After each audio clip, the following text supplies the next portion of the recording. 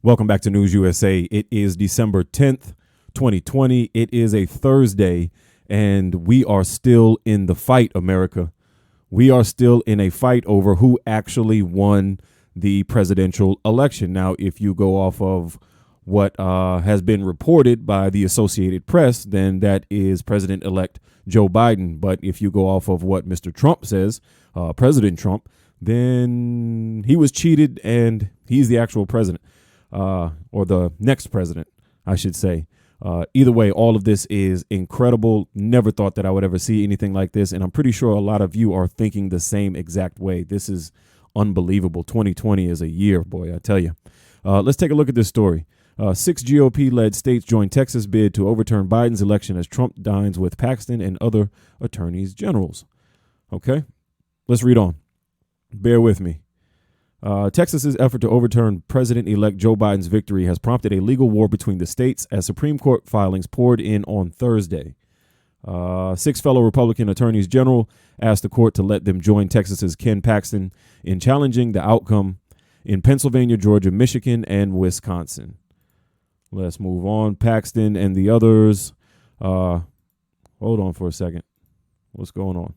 Paxton and the others joined President Donald Trump at a private lunch in the cabinet room. Trump has also asked to join Texas as a plaintiff in the effort to nullify 10.4 million votes in states he lost. Paxton filed the lawsuit late Monday, and by Thursday afternoon, 21 states, including 4 led by Republican governors, had filed objections with the Supreme Court, arguing that it would be unconstitutional, unfair, and outrageous to disenfranchise tens of millions of voters who cast ballots under procedures they've been told were perfectly valid.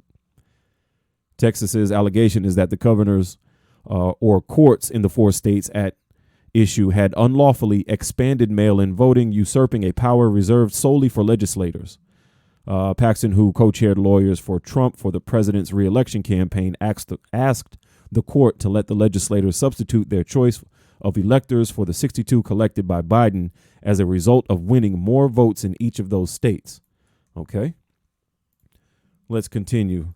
Since Republicans control those 4 legislators, that would presumably turn Trump's decisive ouster into a court-ordered victory and a second term.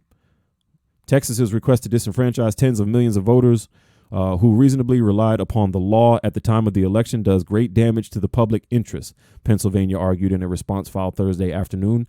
Nothing in the text, history, or structure of the Constitution supports Texas's view that it can dictate the manner in which 4 sister states run their elections, and Texas suffered no harm because it dislikes the results in those elections. The Supreme Court has not decided whether to hear the case yet, and constitutional scholars and experts in election law view Texas's arguments as outlandish.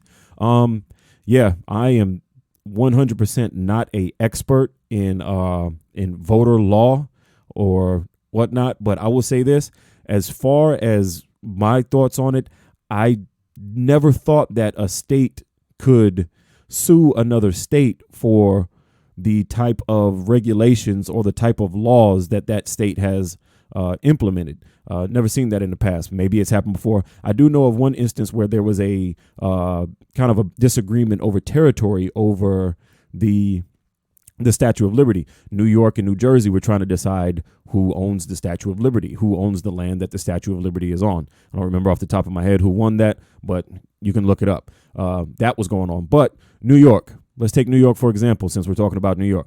New York is very strict on guns, very strict on weapons, not an open carry state. But I do know that North Carolina is an open carry state. Now, could New York essentially sue North Carolina and say, hey, we don't like it that you're an open carry state. You need to change that law. Or vice versa. Could North Carolina say, hey, we don't like it that you're not an open carry state. You need to be, you need to allow your citizens to open carry.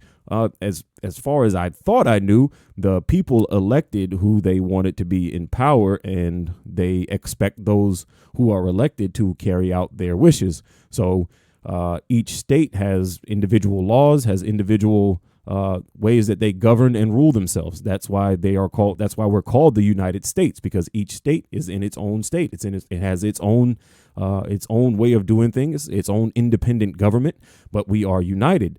And this would set a different precedent if this is upheld within the Supreme Court. This would change a whole lot of things. I mean, New York and California have some of the biggest populations in the United States of America. Are they going to start running everything because of what they don't like? It gets down a slippery slope. Like it said, experts say that this is probably outlandish and not going to go through. So far, I think we're up to over 45 cases that have been brought up for election fraud and trying to overturn votes and block the vote. But here we are. It's Thursday. December 14th is this coming Monday. So we're 5 days away from the Electoral College certifying the election results. So time is running out.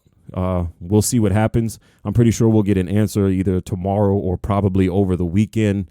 Hopefully we do. The certification is on Monday. So who knows what could happen with this. If it is, like I said, if it is upheld, this would be astounding, but we'll just have to wait and see what happens. Appreciate everybody for stopping by. If you're still here, thanks for your time. I appreciate you. Stay tuned to News USA.